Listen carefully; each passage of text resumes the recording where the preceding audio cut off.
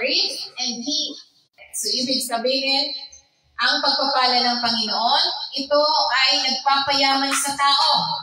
At hindi niya dinadaragdagan ng kalungkutan. So, kaya nga, kapag malungkot, yung mga pagpapalang dumarating sa buhay ng tao, halimbawa, may dumating na promotion, pero nalulungkot ka dahil wala kang panahon sa Panginoon, ibig sabihin, hindi yan galing sa Panginoon, sapagkat sinasabi ng Panginoon, ang kanyang pagpapala ay walang kalungkutan. So kaya nga ito sinasabi na tinuturo sa atin, kapag ang Diyos ang pinagmumulan ng ating kaunlaran, ito ay may kasamang kapayapaan, kagalakan, at pangmatagalang katuparan. Hindi tayo natatakot at hindi rin tayo nagkakasala. Dahil kung halimbawa, pinromote ka nga, tapos wala ka namang panahon sa Panginoon, iyan ay pagkakasala. So yan yung sinasabi na kapag galing sa Panginoon ang mga pagpapalang iyan, wala tayong pagkukulang sa Panginoon, wala tayong kasalanan, at walang takot, walang panghihinayang. So kaya nga ito yung nagpapaalala sa atin na humingi tayo ng banal na pabor sa halip na habulin ang makamundong yaman na kadalasan ay may kasamang nakatagong sakit, hinanakit, panghihinayang. So kaya nga ito'y siniyatampok na ang tunay na kasaganahan ay nagmumula lamang sa Diyos, hindi lamang sa pagsusumikap or ng mag-isa. Kapag pinagpala tayo ng Diyos, hindi ito mabigat. Ito ay sinasamahan ng kapayapaan, kagalakan, at layunin. So ang kanyang provision, hindi kasama ang kalungkutan. So ang pagpapala, ang pag-provide ng Panginoon ay walang kalungkutan. Ito ay isang paraan, madalas ang ginagawa ng kayamanan sa mundo kapag ang kayamanan mo ay nagdadala sa iyo ng pagkabalisa, kalungkutan. Yan, ang kayamanang yan ay nagmula sa mundo at hindi mula sa Diyos. Ngunit ito yung katotohanan tungkol sa pagpapala ng Diyos. So, ang katotohanan tungkol sa pagpapala ng Diyos, ito yung God's blessing enrich every area of our life. So, ibig sabihin, mayroon tayong kapayapaan. So, pinagyayaman ang pagpapala ng Diyos ang bawat lugar sa ating buhay.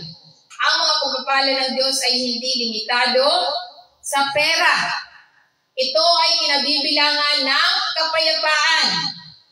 Kapayapaan ang hatid ng pagpapala mula sa Panginoon. Kapayapaan ng isipan. So kung yung yaman o yung tinatamasa mong mga pagpapala ay wala kang kapayapaan, ibig sabihin hindi yan mula sa Panginoon. Dahil sinasabi nga niya sa 2 Thessalonians chapter 3 verse 16, "Now may the Lord of peace himself give you peace at all times and in every way. The Lord be with you, all of you." So ibig sabihin, ang pagpapala ng Panginoon ay nasa atin at binigyan tayo ng kapayapaan mismo. Sa lahat ng oras, sa lahat ng paraan, ay sumasa ating lahat. Kapag ang pagpapalang ibinigay sa atin ay mula sa Panginoon, punong-puno ito ng kapayapaan. Na sinasabi na nagpapaalala sa atin ang tunay na pangmatagalan pagpapala ay mayroong kapayapaan na hindi nagmumula sa mga pangyayari, ngunit ito'y mula mismo sa tunay pangmatagalang kapayapaan at hindi nagmumula sa mga pangyayari, ngunit ito'y mula sa Panginoon ang kapayapaan. Ito ay isang kapayapaan na hindi nagbabago, sumasaklaw sa lahat at personal, na kahit pinakamahirap na sandali ng buhay, tayo may kapayapaan. So yan ang sinasabi sa 2 Thessalonians chapter 3. Tulad na lang halimbawa, yung the Thessalonian Church. So sinasabi dito, isinulat ni Apostol Pablo ang liham upang pasiglahin ang mga mananampalataya sa Thessalonia. So ito'y nag-aalok sa kanila ng kapayapaan bilang isang pagpapala mula sa Panginoon na nauunawaan niya ang kahalagahan ng kapayapaan, lalong-lalo na sa panahon ng pag-uusig. So kaya nga ang pagpapala ng Panginoon na walang kalungkutan, puno tayo ng health and protection. So kapag tayo galing sa Panginoon ang ating pagpapala, walang sakit. Wala tayong sakit. Kaya nga sinasabi niya sa 1 Peter chapter 2, verse 24, sabi niya, siya mismo ang nagdadala ng ating mga kasalanan sa kanyang katawan sa krus, upang tayo mamatay sa kasalanan at mamuhay tayo sa katuwiran, sa pamamagitan ng kanyang mga sugat, gumaling tayo. So yan ang halimbawa na kapag tayo ay ang biyaya, ang pagpapala na walang kalungkutan, ito yung may health tayo. Ibig sabihin, wala tayong sakit at iniingatan tayo dahil ito yung nakukuha natin sa salita ng Panginoon. Sa pamamagitan ng Panginoon Jesucristo, ang ating kasalanan ay kinuha niya sa atin upang tayo'y maging healthy. Wala tayong sakit. Kaya ito ay sinasabi na maging malaya tayo sa kasalanan at mamuhay sa tamang relasyon sa Kanya. Na ito'y nagpapaalala sa atin na espiritual na pagpapagaling at ang pagtawag sa katuwiran na nagmumula lamang sa Kanyang sakripisyo. So kaya nga, ang pagpapala ng Diyos na walang kalungkutan, punong-puno tayo ng proteksyon at kalusugan. So walang sakit dahil ito yung pangako ng Panginoon na siya ang magdadala ng kasalanan, siya ang magdadala ng sakit. So kung siya ang magdadala, tao pa ba ang magdadala? So iyan yung sinasabi na, tulad ng halimbawa, the ultimate example of health and healing comes from God. Dahil sa sacrifice ng ating Panginoon Jesucristo sa krus, ito yung natanggap natin bilang mga mananampalataya na yung pagtanggap natin sa pagpapala na walang kalungkutan. Ito yung tunay na halimbawa ng kalusugan at kagalingan na nagmumula lamang sa sakripisyo ng Panginoon Jesucristo sa krus. Sa pamamagitan ng kanyang pagdurusa at kamatayan, ang mga mananampalataya ay inaalok ng espiritual na pagpapagaling at pagpapanumbalik kasama ang pisikal na pagpapagaling sa pamamagitan ng pananampalataya sa ating Panginoon Jesucristo. Amen. Praise the Lord. Kaya nga, ito yung God's blessing without sorrow. Punong-puno tayo ng pag-ibig, loving relationship. So, ibig sabihin, sinasabi nga sa 1 John chapter 4, verse 7, dear friends, let us love one another, for love comes from God. Everyone who loves has been born of God and knows God. So, ibig sabihin, kapag tayo ay ang pagpapala mula sa Panginoon ay walang kalungkutan, punong-puno tayo ng pag-ibig na mula sa Panginoon. Dahil sinasabi niya, ito yung pag-ibig, ang pundasyon ng ating ugnayan sa Diyos. At ang tunay na pag-ibig ay nagmumula lamang sa Diyos. Ito yung refleksyon ng kanyang pagkatao. So, ang ipinanganak ng Diyos ay nagpapakita ng kanyang pag-ibig na nagpapakita na tayo'y tunay na nakakakilala sa Kanya. So, kaya iyan sinasabi na kapag ang pagpapala mula sa Diyos, punong-puno tayo na walang kalungkutan dahil tayo ay iniibig ng Diyos. Kaya sinasabi pa niya sa 1 John chapter 4 verse 8, whoever does not love does not know God because God is love. So iyan yung sinasabi na naghahayag ng malagang katangian ng Diyos, siya ay pag-ibig. Ang tunay na pag-ibig ay makikilala ang Diyos upang maranasan at ipakita ang kanyang pag-ibig. So kaya nga kung ang pag-ibig ay wala sa ating buhay, ito'y nagpapahiwatig na hindi natin lubusang niyakap ang kanyang pag-ibig at ang kanyang karakter. So hindi natin kayang gawin ang karakter ng Panginoon kung walang pag-ibig sa atin ng Diyos. So kaya nga tulad na lamang sa halimbawa ni Apostle John. Si Apostle John, ito yung Diyos ay pinagmula ng lahat ng tunay na pag-ibig. Pinaglalaanan niya ang mga mananampalataya na ang pagmamahal sa iba ay salamin ng pag-ibig ng Diyos sa atin. At sa pamamagitan ng pagmamahal sa iba, pinapakita natin na kilala natin ang Diyos. So kaya nga ito yung mahalaga Ang pagpapala ng Panginoon ay walang kalungkutan dahil tayo ay iniibig ng Diyos, punong-puno tayo ng pag-ibig, na ito yung sinasabi na ang Diyos sa pamamagitan ng pagmamahal ng Diyos sa atin, ipinapakita natin, nakilala natin ang Diyos sa ating buhay. So ano pa ang sinasabi? God's blessing without sorrow, dahil tayo ay favor in your job or calling. So kapag ang pagpapala ay mula sa Panginoon, walang kalungkutan. Bakit?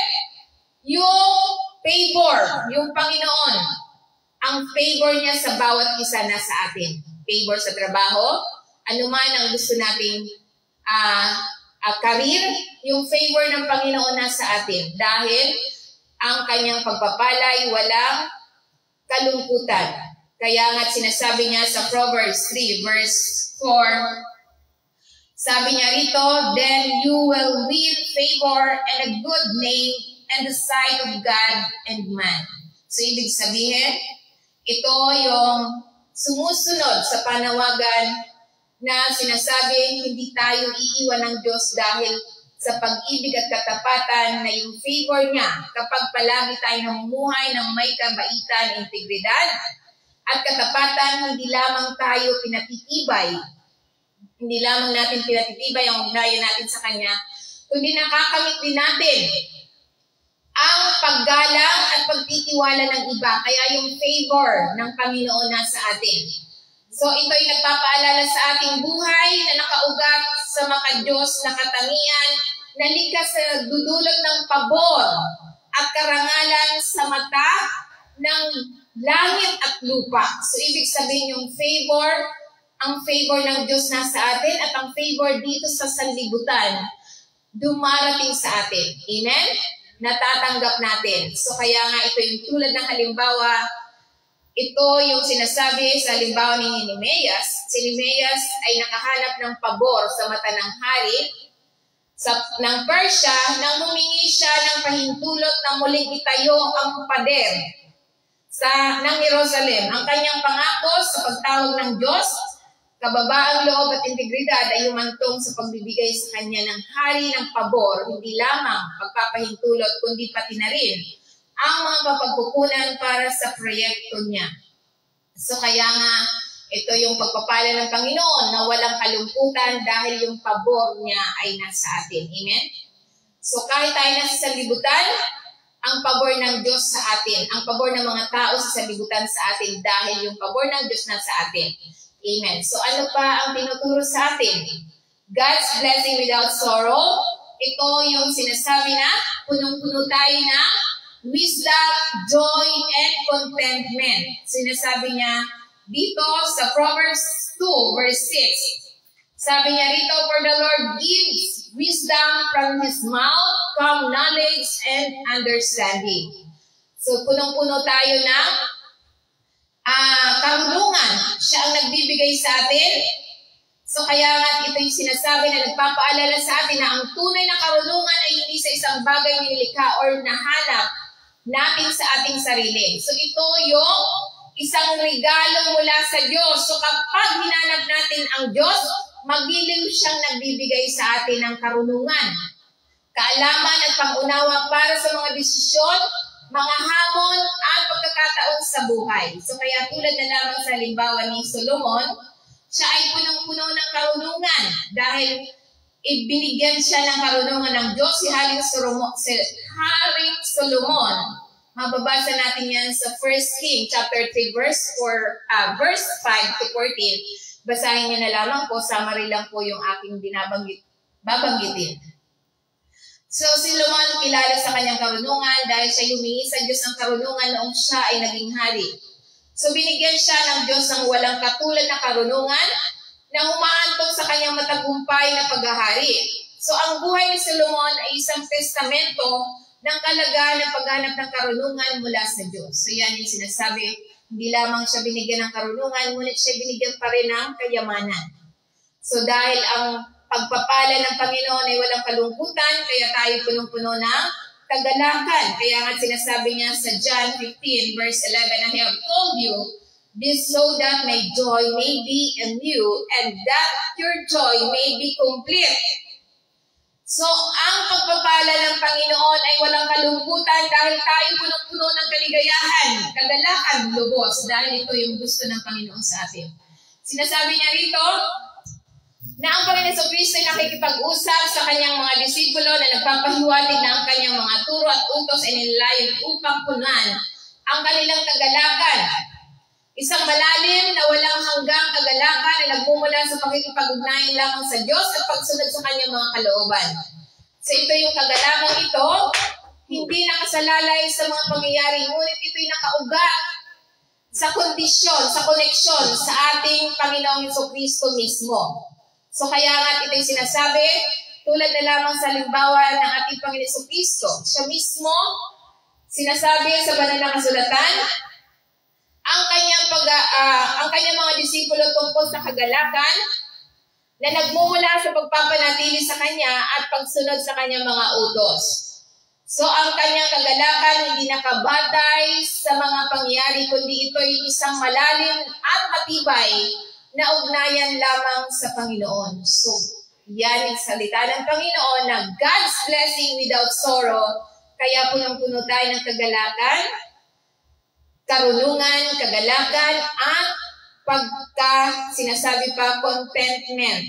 Ibig sabihin, sinasabi sa 1 Timothy chapter 6 verse 6, sabi niya rito, but godliness with contentment is great gain.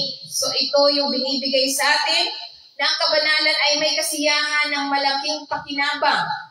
So godliness, ibig sabihin, ito yung maka-Diyos, ang pagiging maka-Diyos, pamumuhay na nakalulugod lamang sa Diyos, ito yung nagdudulot ng spiritual na kayamanan. So kaya nga, God's blessing without sorrow, dahil tayo ay content. Ibig sabihin, contento tayo, satisfied tayo sa lahat ng mga pangyayari sa buhay natin. Dahil ang tunay na satisfaction, ito yung maka-Diyos na pamumuhay na kalulugod sa Panginoon, ito'y nagdudulot ng espiritual na kayamanan. At kapag pinagsama ang kasiyahan at ang pagiging kontento sa kung ano ang mayroon tayo, ito'y higit na mahalaga kaysa anumang mga mabibili ng pera. Hindi mabibili ng pera ang kagalakan, kasiyahan. Yan yung sinasabi na ang kasiyahan ay hindi tungkol sa pagkakaroon ng higit pa, ngunit tungkol sa pagpapahalaga kung ano ang mayroon tayo. So kaya sinasabi pa sa verse 7, sabi niya rito, sapagkat wala tayong dinadalang anuman sa sanlibutan at wala tayong mailalabas dito. So ito yung sinasabi na wala tayong madadala pag tayo ay lalabas sa sanlibutan. Kaya dapat, ano yung dapat natin gawin? Dapat ipinapaalala sa atin na ang buhay natin dito sa sanlibutan ay pansamantala lamang.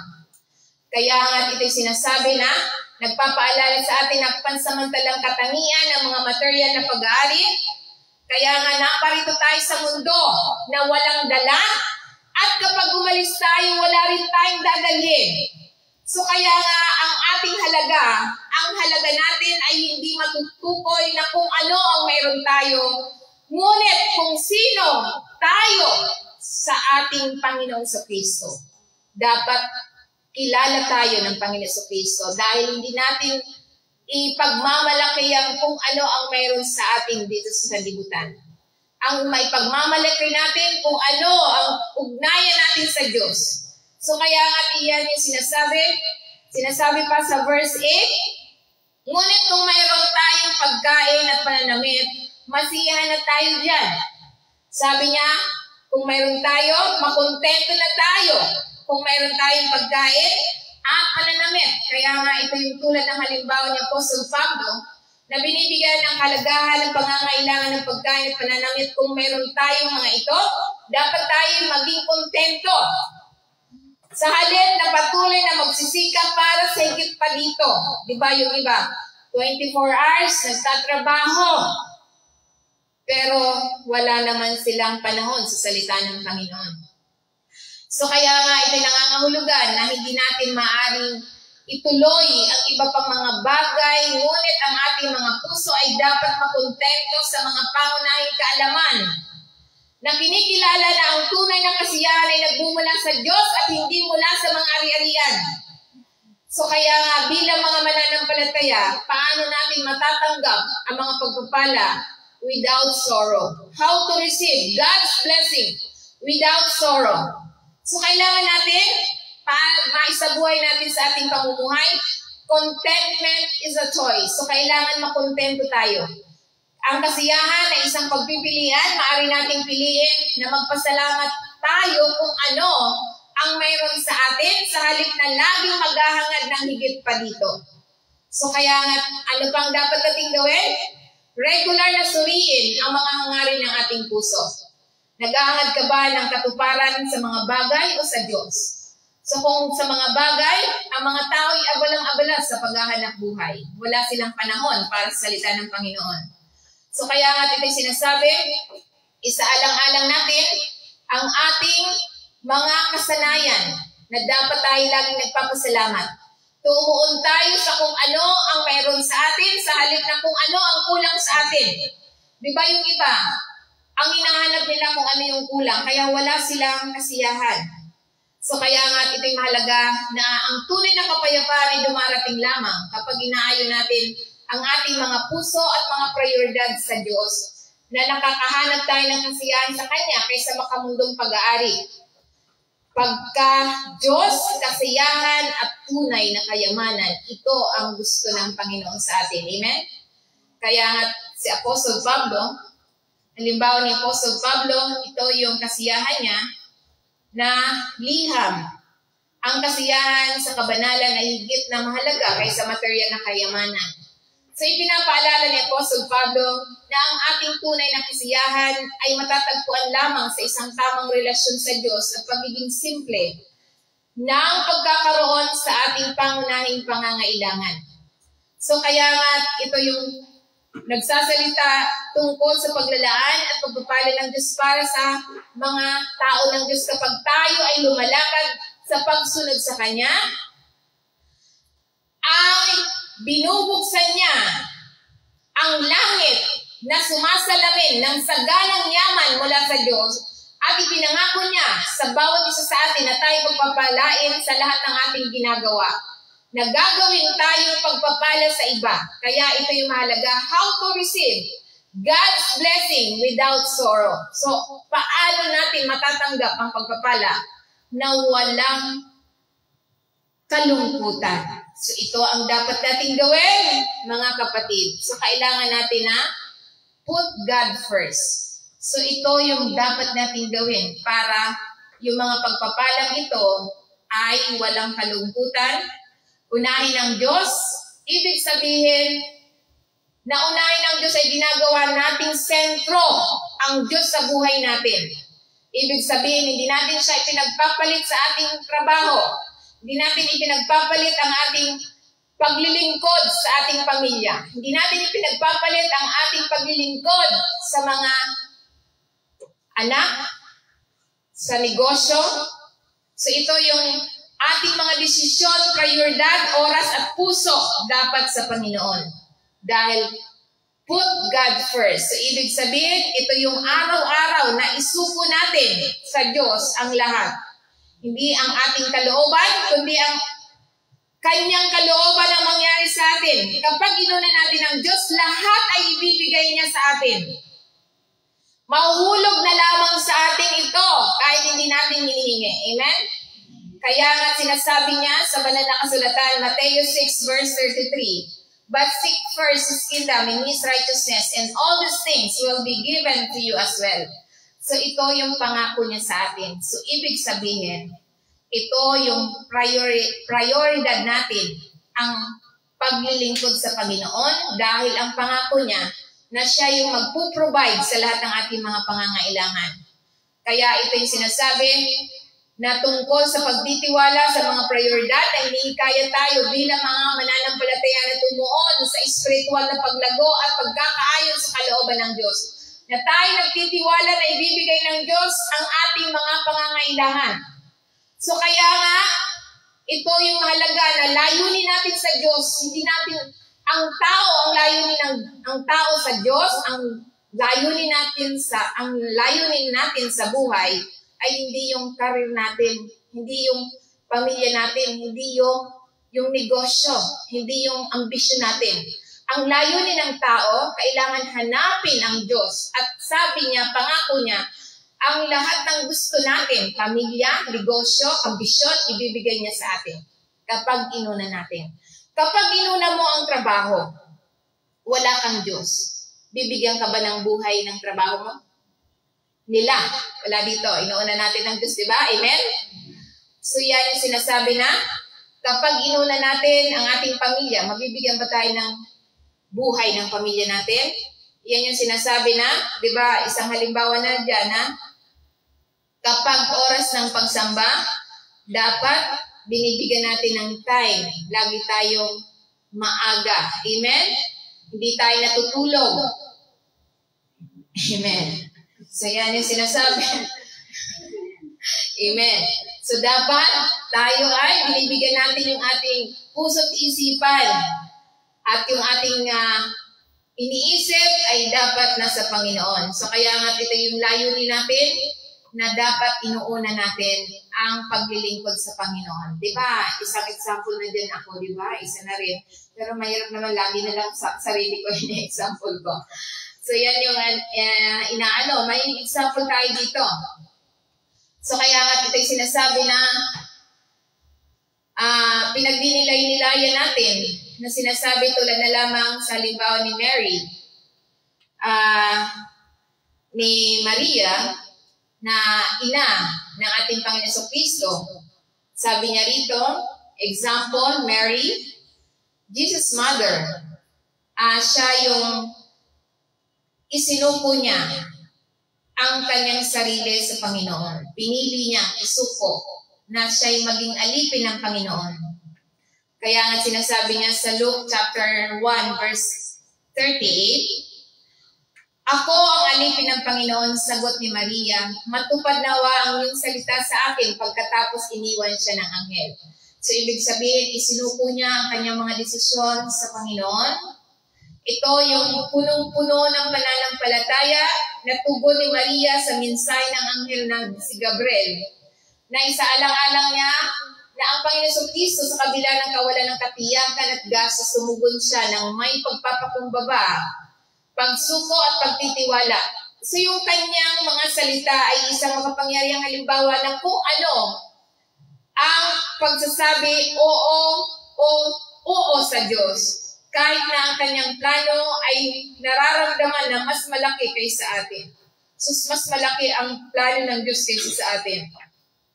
Excuse me. Kaya nga inuna niya ang kalooban ng Diyos bago ang kanyang kaaliwan o reputasyon. So yan ang sinasabi na dapat unahin natin ang Diyos sapagkat kung ano yung ating pangangailangan, ibibigay na lamang sa atin. Dahil ito yung pangako, kapag ginawa natin, mararanasan natin yung dakilang ginagawa ng Panginoon sa bawat isa sa atin dahil sa ating pananampalataya. So ano pa ang dapat nating gawin? How to receive God's blessing without sorrow?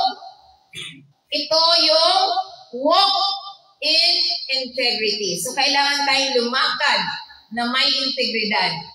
Kaya sinasabi niya, mapalad ang ibig sabihin na walk in integrity, na mamuhay sa paraang tapat, matuwid, at patas. Ito yung sinasabi na ito ay pagiging pareho. Tao sa pribado o bilang sa maging nasa publiko. Ang integridad ay nagpaparangal sa Diyos, nagtatatag ng tiwala, at nagdulot ng kapayapaan sa ating kaluluwa. Kaya nga sinasabi niya sa Proverbs 19 verse 1. Sabi niya rito, mas mabuti ang dukha na walang kapintasan ng lakad kaysa mangmang na ang mga labi ay suwail. So ibig sabihin, ito yung itinuturo sa bawat isa sa atin na ang kahalagahan ng integridad ay mas mahalaga kaysa kayamanan o matatalinong mga salita. Mas mabuting maging tapat at matuwid kahit na sa mahabang kalagayan, mababang kalagayan, kaysa maging tiwain or hangal habang nagsasalita ng mali. So pinapahalaga ng Diyos ang karakter kaysa katayuan sa buhay. At ang karunungan ay nagsasalita sa pagpili kung ano ang tama kaysa tilang matagumpay. So yan ang sinasabi, walk in integrity. So ano pa ang tinuturo sa atin? How to receive God's blessing without sorrow. Kailangan natin be generous and grateful. So kailangan natin maging mapagbigay at mapagpasalamat. Sinasabi niya rito, ito yung tungkol sa pamumuhay ng may bukas na mga kamay at pusong nagpapasalamat. Ito yung pagbubukas palad na nagmumula sa pasasalamat kapag nakikilala natin ang lahat na binibigay ng Diyos ay mula sa Kanya. Natural lamang na nais na pagpalain ng iba. Ang mapagbigay na Espiritu ay sumasalamin sa puso ng Diyos at ang magpasalamat na puso. Mapagpasalamat ang puso ay nag-aanyaya sa atin ng kapayapaan at kagalakan. Kaya nga sinasabi niya sa Proverbs 3 verse 9, honor the Lord with your wealth, with the first fruit of your crops. Ibig sabihin, kapag tayo generous and grateful, tayo tinawag na unahin ng Diyos sa ating mga pananalapi at mga pagkukunan sa pamamagitan ng pagbibigay ng Kanyang pinakamahusay na una, hindi yung mga natira. So, ibig sabihin, pinakamahusay, maging talento man ito, maging hanap buhay, maging trabaho man, ito yung ginagawa natin na ino-honor natin na ang lahat ng ating source, siya ang priority natin.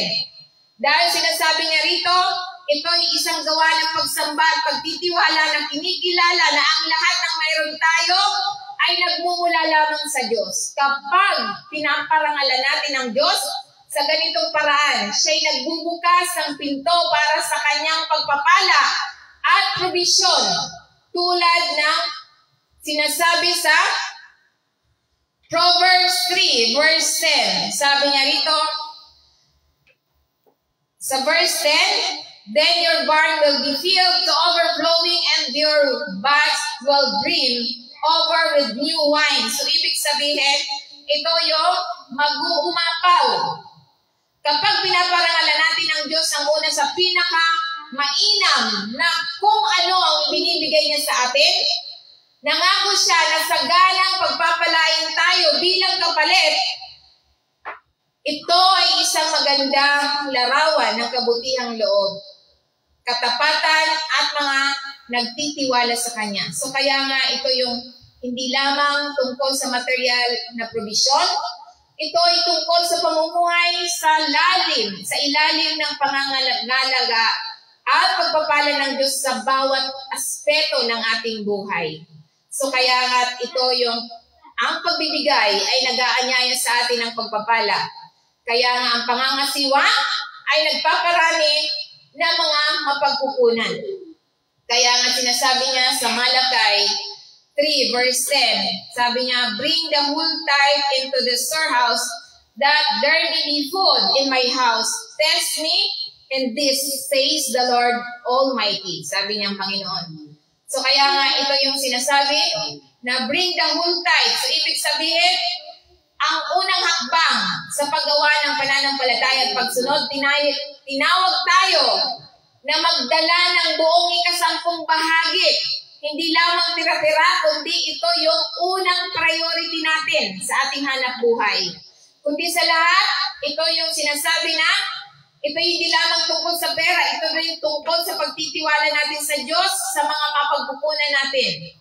Mapagkukunan natin, dapat siya yung first. Tulad ng sinasabi sa, honor the Lord with your wealth, with the first fruit of all your crops. So, ibig sabihin, lahat, ito man ay mapagkukunan, ito man ay talento, ito man ay oras, dapat first priority nating ibinibigay para sa Diyos. Amen?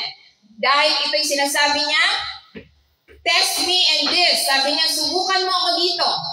Sabi niya na ito yung kung saan inaanyayahan tayo ng Diyos na subukan natin siya. Pag-isipan natin na lumikha tayo na sinusubok, na humiling ang Diyos sa atin, na ilagay ang isubukin natin. Na hinahamon tayo, na tingnan kung hindi niya tayo tutuparin ang kanyang pangako. So kaya nga kapag ginawa natin ito, mangyayari sa atin, nabubuksan ang pintuan sa dungawan sa langit na wala na tayong sapat na silid na kalalagyan. So kaya nga yung iba, wala dito, hindi nabubuksan ng pintuan dahil hindi nabubuksan ng pintuan ng dungawan sa langit dahil sa hindi nila kayang gawin na magdala ng ikasampung bahagi. So kaya nga bilang mga mananampalataya, ang ibig sabihin nito para sa atin ngayon, so kaya nga hindi tayo, ngunit sinasabi, hinihiling sa atin ng Diyos na ilipat ang ating pag-iisip sa isang kasaganahan. So kapag lubos tayo nagtitiwala sa Kanya, nagbubukas tayo ng potensyal para sa mga pagpapala na hindi natin kayang isipin. So ibig sabihin, kaya nagugulat tayo na maraming pagpapalang dumarating sa atin dahil sa ginawa natin ito. Dahil ito yung pangako ng kasaganaang pagpapala bilang kapalit kapag ginawa natin ito. Dahil ito, sinasabi nga sa Nehemiah chapter 10 verse 38, ang isang saserdote mula kay Aaron sa samahan ng mga Libita sa pagtanggap ng mga ikasampung bahagi at ang mga Libita ay magdadala ng ikasampung bahagi ng mga ikapu hanggang sa bahay ng ating Diyos sa mga silid ng imbakan sa Kabangyaman. So ibig sabihin, ito yung pangako na sinusuportahan dapat ang mga templo, ang mga serbisyo nito. Nangako silang dadalhin ang unang bunga ng kanilang ani at ikapu sa templo, kung saan tinutupad ng mga Libita ang mga iyon. Ang mga Libita naman ay magbibigay ng bahagi ng mga ikasampung bahagi nito sa mga saserdote upang matiyak na ang templo at ang mga gawain nito ay sapat na ibinibigay at mapangalagaan. So kaya ito'y sinasalamin ito ang dedikasyon sa komunidad at pagsunod sa kanilang mga tungkulin sa pananampalatayang Kristiyano at mapanatili ang pagsamba sa Diyos. So kaya ito yung ginagawa na iyong ikasampung bahagi para sa ministeryo. Kaya nga, kung saan tayo kumakain ng salita ng Diyos, dapat doon natin ibinibigay ang ikasampung bahagi. Hindi yung dito nagpapakain, tapos sa iba nagbabayad. Meron bang ganon? Na kakain tayo sa isang restaurant, kakain tayo. Tapos sa kabila tayo magbabayad. So parang ganun sa church. So kung sa church, kung saan ka natuto, kung saan ka tinuruan, kung saan ka na-bless, dapat doon ay bibigay ang ikasampung bahagi.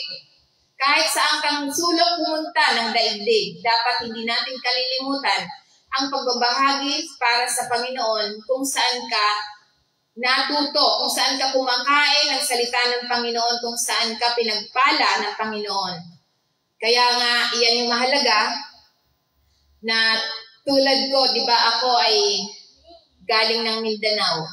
Nung bumalik ako dito, doon pa rin sa Mindanao ibinibigay yung ikasampung bahagi. Dahil iyon ang nag-feed.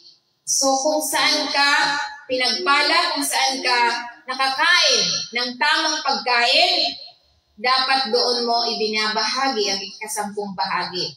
Dahil yan yung sinasabi, dahil kapag ginawa natin yan, puproteksyonan tayo ng Panginoon.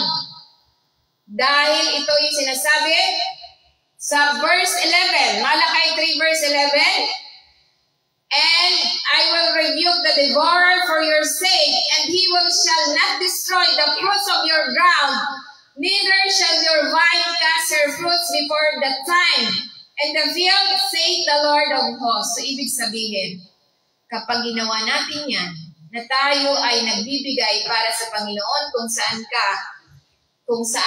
ka bilong na church. Iyan ang pangako ng Panginoon na po-protectionan niya. So kaya nga yung mga tao na hindi nag-aano sa ikasampung bahagi, walang protection yan. Kumbaga parang walang assurance. Kaya yung mga tao hindi nagbibigay ng ikasampung bahagi, hindi nila alam kung saan napunta ang kanilang pinaghirapan. Na-experience ko yan. Ang laki ng kita ko, hindi ko alam kung saan, bakit naubos. Dahil hindi iniingatan ng Panginoon, dahil wala naman akong binibigay. Wala akong binibigay nung hindi ko pa alam. Diba? 37 years akong hindi ko alam. Pero nung nalaman ko na, kaya tuloy-tuloy, hindi nawawala. Dahil kapag alam na natin at pinabayaan pa rin natin ang tahanan ng Diyos, yung binigay niya, mawawala. Dahil ang pangako niya, ang pagpapala niya, walang kalungkutan.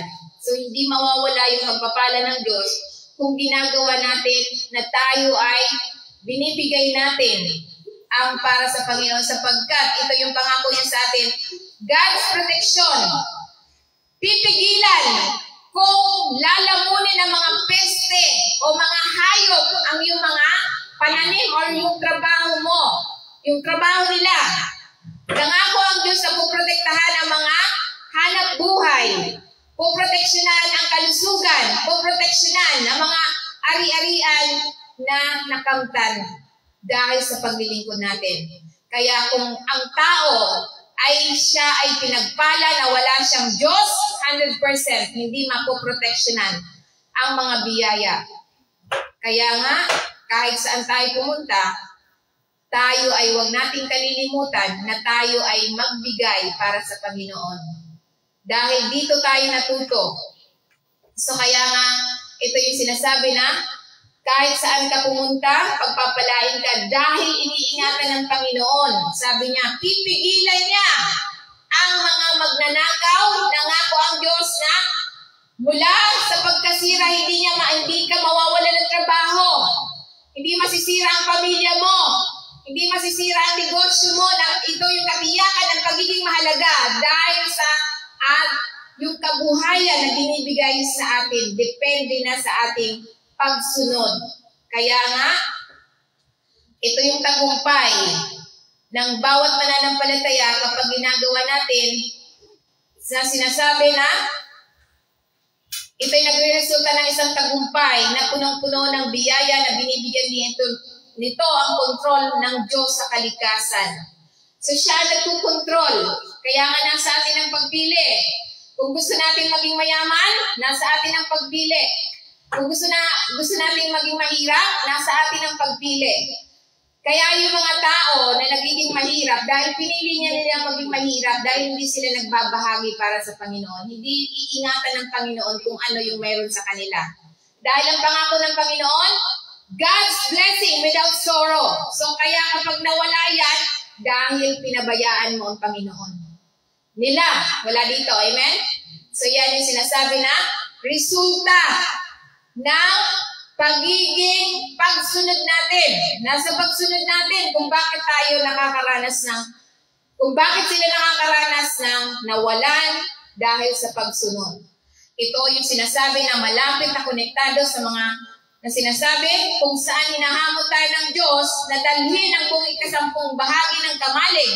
Nangako ang Diyos na bilang tugon sa kanilang katapatan, bubuksan niya ang mga bintana sa langit at ibuhos ang mga pagpapala kabilang ang proteksyon, good health, satisfying life, abundant life. Ito yung ipinangako ng Panginoon.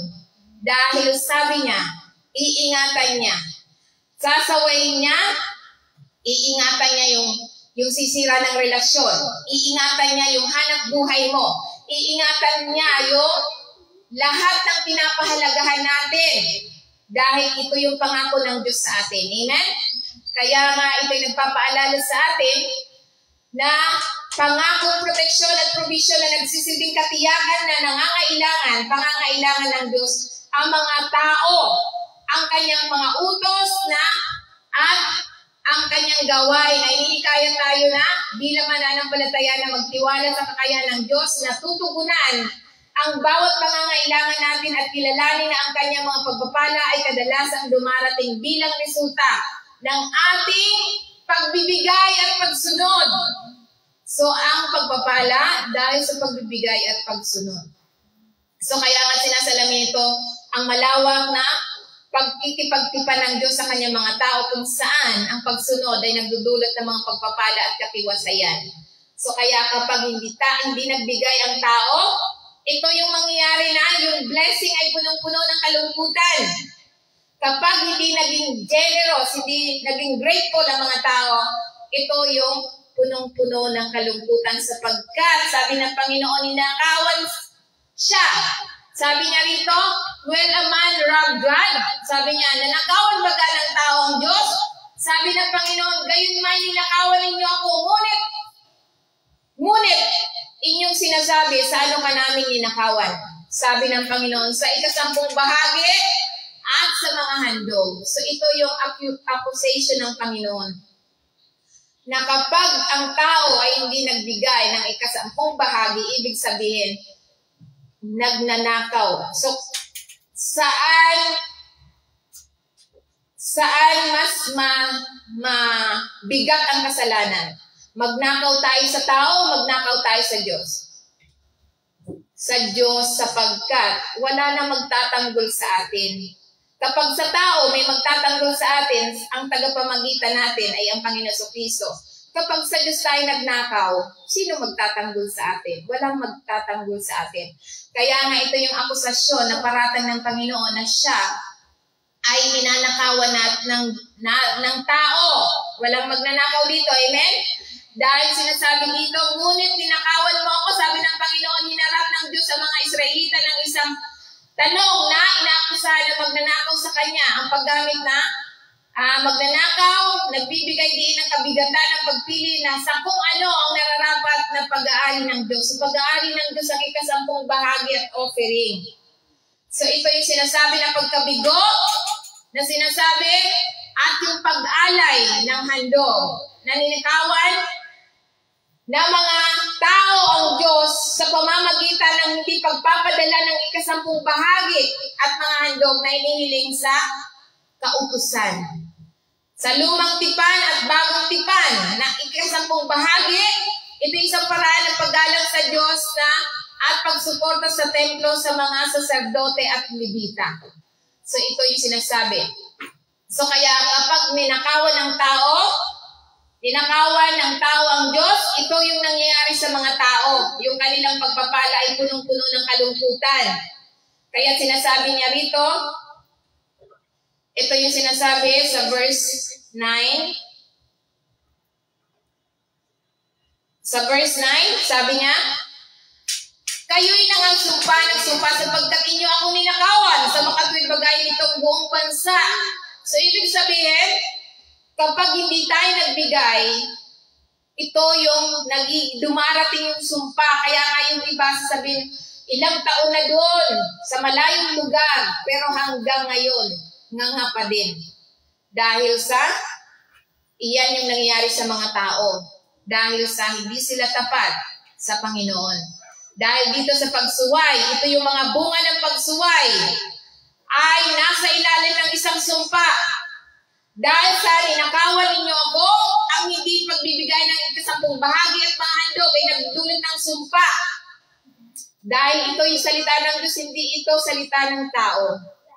Kaya nga, nakaka-amaze nga, di ba, ako, alam niyo naman yung income dito sa church, tapos yung income, pero na-amaze ako, siksik liglig, hindi na uubusan.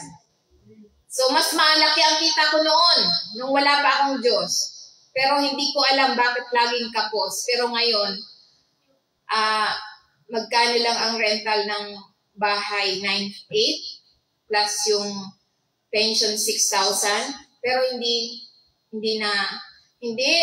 nauubusan. Kaya yan yung, kapag tayo tapat, ito yung pangako ng Panginoon na hindi tayo mauubusan. Na ipinapakita nito ang iba't ibang anyo na kapag hindi tapat ang tao, Ito yung pinapakita yung nahirapan. Gaya ng mahihirap na mga sitwasyon, pakikipagbaka sa ekonomiya or pangkalata, kasiyahan ay tinuturing na hatol ng Diyos para sa kanilang mga pagsuway. So sinusuway nila ang Diyos kapag hindi nagbibigay para sa Panginoon. Na ito nagsisilbing matibay na paalala ng kalagahan ng katapatan sa pagbibigay sa Diyos ng nararapat. Na binibigyan din ang prinsipyo ng pag-iwas sa Diyos at maging sa mga ikasampung bahagi at handog o iba pang anyo ng pagsunod na tinuturing ang isang malubhang pagkakasala na may tunay na kahinatnan. Sinasalamin ito ang mas malawak na tema sa Biblia na inaasahan ng Diyos na parangalan siya sa kanyang mga tao gamit ang kanilang mga pagkunan at hindi sa paggawa nito ay maaaring humantong sa espiritual at material na paghihirap. So yung mga gumagawa nito na sinusumpa sila, nakakaranas sila ng spiritual na paghihirap at material na paghihirap. Kaya dahil sa hindi nila pagiging tapat sa pagbibigay. So ito yung suriin ang kanilang sariling katapatan sa pagbibigay na kinikilala ang pagbubukas palad at pagsunod sa ay hindi lamang sa mga bagay na pinansyal kundi sa spiritual na responsibilidad. So kaya nga tulad na lamang sa halimbawa, generosity of gratitude of the widows of Sarepta. So alam naman natin yung isang kwentong ito. Basahin na lang po natin sa 1 Kings chapter 17 verse 8 to 16 na ito yung balo ng Sarepta.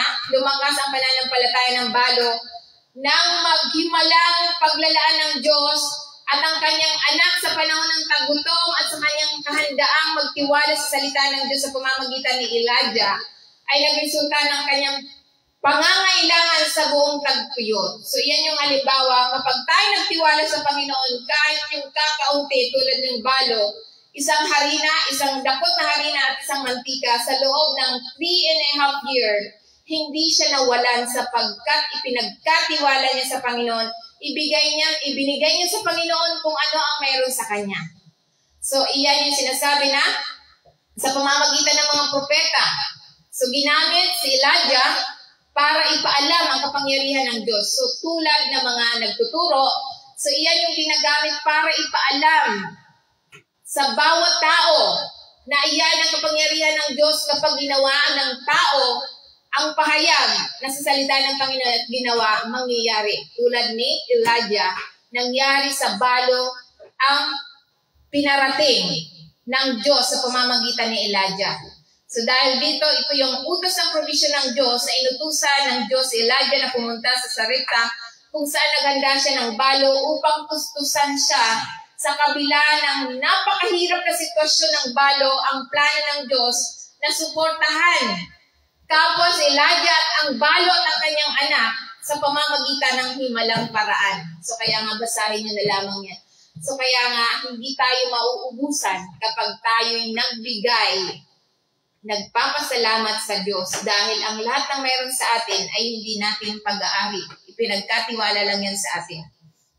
So kaya nga ito'y sinasabi sa banal na kasulatan, ito yung makapangyarihang pananampalataya ng pagsunod at mahimalang paglalaan ng Diyos ay pinapakita na kahit sa pinaka-desperadong kalagayan, ang Diyos ay makakapagbigay ng mga paraan para sa atin ang pagpayo ng balo at ang pagtitiwala sa salita ni Elijah sa kabila ng kanyang unang takot at pag-aalinlangan.